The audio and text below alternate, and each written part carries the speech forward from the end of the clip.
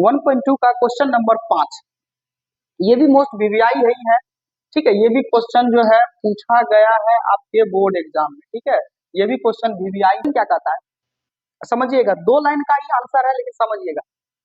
कहता है कि जांच करना है कि क्या किसी प्राकृतिक संख्या n के लिए, कोई भी प्राकृतिक संख्या, अब देखिए गिनती की संख्या को प्राकृतिक संख्या कहते हैं, कोई भी प्राकृतिक संख्या होगा है ना, संख्या 6n अंक 0 पर समाप्त हो सकता है, यानी 0 पर समाप्त होगा। कोई एक संख्या है, जैसे मान के कोई भी अपने मन से संख्या लेंगे 7, 8, 9, 0 ले लेते हैं। ठीक है, तो 0 पर ये संख्या समाप्त हो रहा है, तो 0 पर यदि ये संख्या समाप्त हो रहा है तो क्या, है ना, किसी भी प्राकृतिक संख्या के लिए 6n संख्या 6n का 0 पर समाप्त हो सकता है के लिए, यानी ये वाला जो हमारा संख्या है और n का जो वैल्यू है यहाँ पर, क्या वो 0 पर समाप्त होगा। ठीक है, क्वेश्चन ये कह रहा है। तो आप एक ट्रिक याद रखिएगा ध्यान से, कि ट्रिक हम बता देते हैं, है ना, इधर ही बता देते हैं, नोट कर लीजिएगा आप लोग। ठीक है, यदि कोई संख्या, यदि कोई संख्या, ठीक है, यदि कोई संख्या 0 पर समाप्त होगी, है ना, 0 पर समाप्त होगी, है ना, होगी, तब उसका गुणनखंड, तब उसका गुणनखंड, तब उसका गुणनखंड हमेशा हमेशा 2,5 होगा, तब उसका गुणनखंड हमेशा क्या होगा, 2,5 होगा। एक एग्जाम्पल से हम बता देते हैं। ठीक है, एग्जाम्पल से हम बता देते हैं यहाँ पर, कि जैसे मान के चलिए कोई भी संख्या लीजिए, जैसे हम मान के चलिए 40 ही ले लेते हैं, सपोज दैट 40 ले लेते हैं, तो 40 देखिए ये 2 से भी कटेगा, 5 से भी कटेगा। ठीक है, यानी जिस भी संख्या के अंत में 0 रहता है वो 2 और 5 से हमेशा हमेशा कटेगा, ये दोनों से कटना ही होगा। ठीक है, बाकी और संख्या से कटेगा नहीं भी कटेगा, डजेंट मैटर, लेकिन 2 और 5 से हमेशा कटेगा। तो वही लिखा है कि यदि कोई संख्या 0 पर समाप्त होगा तब उसका गुणनखंड हमेशा 2 और 5 होगा। क्लियर है, ये वाला ट्रिक, इसी को हम फॉलो करेंगे यहाँ पर। तो क्वेश्चन कहता है कि क्या किसी प्राकृतिक संख्या के लिए 6n 0 पर समाप्त हो सकता है। ठीक है, तो अब देखिए तो वही बात लिखेंगे यहाँ पर सॉल्यूशन में, तो लिख देते हैं 0 पर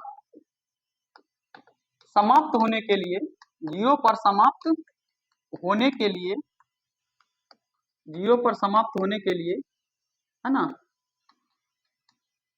इसी प्रकार, ठीक है, यदि कोई भी प्राकृतिक संख्या 0 पर समाप्त होगा तो उसका गुणनखंड कितना हो जाएगा, तो 2,5 होगा। ठीक है, तो दिया क्या गया 6 पर पावर n, तो 6 पर पावर n, तो चलिए, तो 6 को क्या लिख सकते हैं, तो 2 गुना 3, इस पर पावर हम क्या n लिख सकते हैं। देखिए 6 पर को क्या लिख सकते हैं, 6 को लिख सकते हैं 2 गुना 3 और उस पर पावर n। अब एक बात बताइए यहाँ पर, 6 जो है इसका तो गुना अगर हम खंड किए तो 2 और 3 आया है। एक बात, अगर ये खंड तो है तो इसका मतलब 2 से ये 6 कटा होगा और 3 से भी 6 कटेगा। तो एक बात बताइए, अभी हम बताए थे कि किसी भी अगर संख्या 0 पर समाप्त हो रहा है तो उसका गुणनखंड 2 और 5 होगा, ये हम अभी करवा चुके हैं। ठीक है, तो अभी देखिए अगर 0 पर समाप्त होता तो इसका गुणनखंड में भी 5 आना चाहिए, 2 और 5, लेकिन 5 है क्या, नहीं है, तो सीधा सीधा लिख देंगे, चूंकि हम जानते हैं कि किसी भी प्राकृतिक संख्या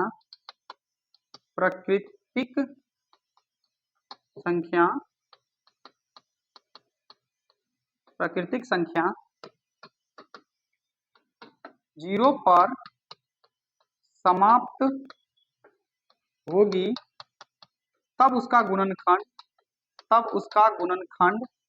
2 तथा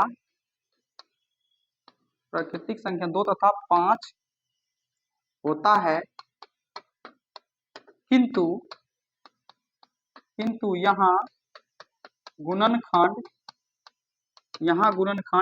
2,3 है, 2,3 है, अतः 6 पर पावर n, है ना, अंक पर 6 पर पावर n अंक 0 पर समाप्त, है ना, नहीं हो सकती है, नहीं हो सकती है। ठीक है, क्या लिखे हैं, चूंकि हम जानते हैं कि किसी भी प्राकृतिक संख्या किसी भी प्राकृतिक संख्या 0 पर समाप्त होगी तब उसका गुणनखंड क्या होगा, 2 तथा 5 होता है। उसका गुणनखंड क्या होता है, 2 तथा 5 होता है। किंतु यहाँ गुणनखंड, यहाँ जो हम पाते हैं तो 2 और 3 ही है, तो 2 और 3 है, तो अतः 6n अंक 0 पर समाप्त कभी नहीं होगा, क्योंकि अगर 0 पर समाप्त होगा तो सीधी सीधी बात जान लीजिए कि 0 पर समाप्त तभी होगा जब उसके गुणनखंड में 2 और 5 होगा, अदरवाइज कोई पॉसिबल ही नहीं है कि वो 0 पर समाप्त होगा। क्लियर है बात समझ में? तो आज 1.2 का क्वेश्चन नंबर हम देखते हैं 6, है ना। इससे पहले हम पिछले वीडियो में आप लोगों को क्वेश्चन नंबर 5 तक 1.2 का बता चुके थे। अगर आप लोग नहीं देखे हैं तो जाकर के मेरा वीडियो देख सकते हैं, ठीक है। इस क्वेश्चन को देखते हैं क्या कहता है ये क्वेश्चन। क्वेश्चन कहता है कि व्याख्या करना है, यानी बताना है कि 7 इंटू 11 इंटू 13 प्लस 13 और 7 into 6 into 5 into 4 into 3 into 2 into 1 plus 5 भाज्य संख्या है कि नहीं है, ठीक है। हमसे ये क्वेश्चन पूछा है कि क्या ये भाज्य संख्या है, तो चलिए भाज्य संख्या कैसे ज्ञात करेंगे। सबसे पहली बात, अगर भाज्य संख्या कोई होगा, ठीक है, बात कहेंगे कि वैसा संख्या, है ना, वैसा संख्या, है ना, जो एक और, है ना, एक और स्वयं के अलावे, एक और स्वयं के अलावे, एक और स्वयं के अलावे भी अन्य किसी संख्या से, है ना, अन्य किसी संख्या से विभाजित होना चाहिए। अन्य किसी संख्या से क्या होना चाहिए, विभाजित होना चाहिए। वही संख्या क्या कहलाता है, भाज्य संख्या कहलाता है। क्लियर है? तो चलिए हमको चेक करना है। अब थोड़ा देखिए, अगर मान के चलिए कोई संख्या अगर 20 रहेगा, एग्जाम्पल में अगर 20 कहेंगे तो 20 तो 1 से भी कटेगा, खुद 20 से भी कटेगा, लेकिन 20 2 से भी कटेगा, 4 से भी कटेगा, 5 से भी कटेगा, और ये 10 से भी कटेगा, है ना, इस तरह से। तो देखिए, तो एक और स्वयं के अलावा इसका और भी सारे संख्याएं हैं जिनसे ये कट रहा है, तो इसको हम भाज्य संख्या कहेंगे। तो संख्या रहता तो हम लोग ऑलरेडी भाग दे करके पता कर लेते, तो इसमें तो मल्टीप्लाई के फॉर्म में है संख्या ही, लेकिन मल्टीप्लाई के फॉर्म में है, ठीक है। तो अब इसको चेक करना है कैसे, तो 7 गुना 11 गुना 13 प्लस 13 पहला है, और यहाँ पर दिया है दूसरा क्या है, 7 गुना 6 गुना 5 गुना 4 गुना 3 गुना 2 प्लस ये गुना 1, है ना, प्लस 5। ये हमारे पास क्वेश्चन है। तो सबसे पहले हम पहला इसका कर लेते हैं इधर से। अब यहाँ पर देखते हैं, अब यहाँ पर आपको क्या देखना है कि ऐसा संख्या ढूंढिए। देखिए, गुना जहां तक होगा वो एक संख्या होगा एक साथ, और प्लस इधर है और 13 इधर है, तो ये एक संख्या हो गया। देखिए 13 यहाँ है तो 13 इसमें भी है, तो आप लोगों को कॉमन लेने आता होगा, 13 हम कॉमन ले लेते हैं। अगर 13 कॉमन ले लेंगे, तो अब 13 कॉमन लेंगे तो देखिए इसमें से अगर हम 13 ले ही लिए तो बचा क्या इसमें, तो 7 गुना 11 बचा है, अब प्लस का प्लस इधर बचा। अब इसमें से यहाँ से हम 13 ले ही लिए हैं, तो यहाँ पर क्या बचा है, 1 बचा है, ये कॉमन लिए हैं। अब क्या करेंगे, 13 रहेगा, अब यहाँ पर कोष्ट में क्या कर देंगे, गुना कर देंगे, तो 11 सत्ते 77 और एक कितना हो जाएगा, तो 78, ठीक है। अब एक बात बताइए, 13 और 78 यहाँ पर कितना आया है, 13 गुना 78, तो यहाँ पर हम 13 और 78 ही छोड़ देते हैं, यानी 13 गुना 78 के फॉर्म में छोड़ देते हैं। 13 गुना 78 पहले छोड़ दीजिए। अब इसका भी कर लीजिए। अब यहाँ भी सेम कहानी करना है जो इधर की है, इधर भी वही कहानी करेंगे। तो इधर भी क्या करेंगे, ऐसा संख्या ढूंढिए जो दोनों में होगा। तो देखिए, गुना जहां तक होगा वहां से वहां तक एक ही संख्याएं होती है, ये भी ध्यान रखिएगा। और प्लस और माइनस अलग करता है। तो 5 यहाँ है तो 5 इसमें भी तो है, तो 5 आ जाएगा हमारा कॉमन, तो 5 आ जाएगा, तो 5 छोड़ दीजिए, बचा क्या, 7 गुना 6 गुना 4 गुना 3 गुना 2 गुना 1, यहाँ पर प्लस का प्लस रहेगा, 5 तो ले ही लिए हैं, बच गया कितना, 1, क्योंकि 5 से भाग देंगे तो 1 बचेगा। कॉमन जो भी कुछ लेते हैं, कॉमन जो भी चीज लेते हैं उससे भाग देते हैं, तो 5 से भाग देंगे सब में तो 5 वाला कट जाएगा, बाकी सब उतर जाएगा, इसमें भाग देंगे तो 1 आ जाएगा। वही कहानी की है, 5 रहेगा। अब पोस्ट में गुना कर लीजिए यहाँ पर, तो कितना हो जाएगा यहाँ पर गुना करके, और इन सबको जोड़ करके कितना आ जाएगा, तो कहिएगा सर 1009 आएगा। कितना आ जाएगा, 1009, 1009। अब हम इसको लिख सकते हैं 5 गुना 1009, ठीक है, 5 गुना 1009। अब एक बात बताइए जरा, इसको ध्यान से देखिए, एक बात बताइए, इस 20 को क्या हम ऐसे लिख सकते हैं, इस 20 को लिख सकते हैं 4 गुना 5 लिख सकते हैं। इसका मतलब क्या समझ में आता है, समझिएगा जरा ध्यान से, तभी वो समझ में आ जाएगा। इसका मतलब क्या है कि 4 से ये 20 कटेगा और 5 से भी ये 20 कटेगा, अगर हम ऐसे लिखेंगे। और भी हम तरीके से लिख सकते हैं, 20 को हम ऐसे भी लिख सकते हैं, 2 गुना 10। तो इसका मतलब है कि ये 2 से भी जा रहा है, 10 से भी जा रहा है, यानी जो कुछ भी अगर गुना के फॉर्म में है, तो इसका मतलब ये समझ में आता है कि वह संख्या उन दोनों से विभाजित हो रहा है। अब यहाँ पर आते हैं, यहाँ जो ये गुना और 13 के रूप में होगा, तो कोई ना कोई संख्या होगा, अगर इसको हम गुना करके जोड़ देंगे तो कोई ना कोई संख्या होगा, और वो संख्या का देखिए गुना के रूप में हमारा कितना है, यहाँ पर है। तो इसका मतलब हम ये कह सकते हैं कि 13 भी वह संख्या को काट रहा होगा और 78 भी वह संख्या को काट रहा होगा। यहाँ भी सेम कंडीशन है, यहाँ भी कोई संख्या होगा जिसका गुणनखंड 5 है और 1009 भी है। तो देखिए, तो भाज्य संख्या क्या कहता है कि वैसा संख्या जो एक और स्वयं के अलावे भी किसी अन्य संख्या से विभाजित होगा। तो एक और स्वयं के अलावे एक तो होगा ही, स्वयं होगा ही, बाकी 2 संख्या और है। तो क्या ये नहीं है भाज्य संख्या? है, लेकिन लिखना है इसमें। ठीक है, तो यहाँ पर हम वही लिखेंगे अपना भाषा, है ना, जो हम लोग हम पाते हैं कि, है ना, यहाँ हम पाते हैं कि, है ना, यहाँ हम पाते हैं कि, है ना, दी गई संख्या का दी गई संख्या का दी गई संख्या का एक और एक, है ना, पाते हैं कि दी गई संख्या का एक और स्वयं के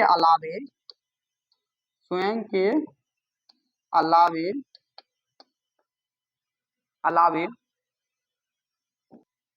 दूसरा गुणनखंड भी है।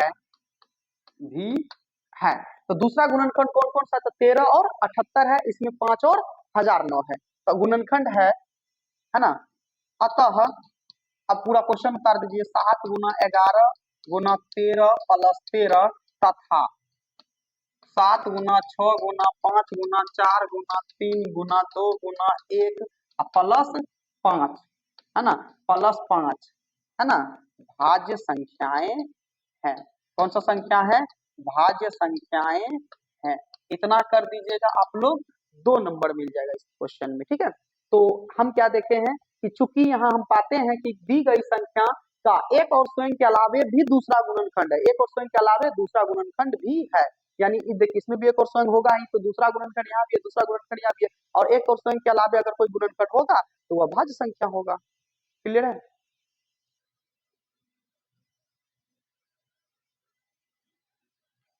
चलिए क्वेश्चन नंबर 7 देखते हैं, 1.2 का क्वेश्चन नंबर 7 क्या कहता है कि किसी खेल के मैदान के चारों ओर वृत्ताकार पथ है, इस मैदान का एक चक्कर लगाने में सोनिया को 18 मिनट लगते हैं। किसको?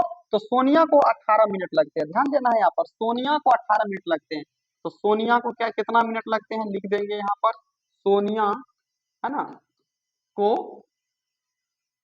है ना, सोनिया को कितना मिनट लगते हैं? तो 18 मिनट लगते हैं। ठीक है, 18 मिनट लगते हैं। तथा जबकि इसी मैदान का एक चक्कर लगाने में रवि को 12 मिनट लगते हैं। तो रवि को कितना मिनट लगा है दोस्तों? रवि को कितना मिनट लगा है? तो 12 मिनट लगता है। रवि को कितना मिनट लगता है? तो 12 मिनट लगते हैं। ठीक है, अब कहता है कि मान लीजिए कि वो दोनों एक ही स्थान से प्रारंभ करेगा, चलना प्रारंभ करता है, तो कितने समय बाद वो पुनः जो है प्रारंभिक स्थान पर मिल जाएगा। तो जब भी इस टाइप का क्वेश्चन कहेगा कि एक ही जगह से चला है और चाल सबका अलग अलग है या अलग अलग समय में शुरुआत किया है ना, और एक ही स्थान से, और अब आगे जो है वो कहाँ पर मिलेगा या कितना देर बाद मिलेगा, तो इसमें हमेशा हमेशा याद रखिएगा एलसीएम निकाल लेंगे, हमारा आंसर हो जाएगा। तो 18 और 12 का क्या कर देंगे हम यहाँ पर? एलसीएम ले लेंगे। तो 18 और 12 का ले लेते हैं हम यहाँ पर एलसीएम। एलसीएम ले लीजिएगा, तो 6 से कट जाएगा, ये 6, ये कितना बार में? 3 बार में, और ये कितना बार में? 2 बार में। फिर अब कटेगा ही नहीं, और नहीं कटता है तो क्या लिख देते हैं हम लोग? एलसीएम बराबर लिखेंगे 6 गुना, जो नहीं आया उसको भी लिखेंगे 3 गुना 2, है ना। तो 6 दूनी 12, 12 तिया 36, कितना हो गया? तो 36 आ गया। यानी हमको पता चल गया कि वो दोनों 36 मिनट बाद एक स्थान पर फिर मिलेगा। तो उसी को भाषा में लिख देंगे हम यहाँ पर, अतः है ना। अतः सानिया सानिया और रवि दोनों दोनों है ना, कितने समय बाद प्रारंभिक स्थान पे मिलेंगे, तो दोनों 36 मिनट बाद पुनः प्रारंभिक स्थान पर मिलेंगे। ठीक है, बस इतना ही था और कुछ था नहीं इसमें विशेष।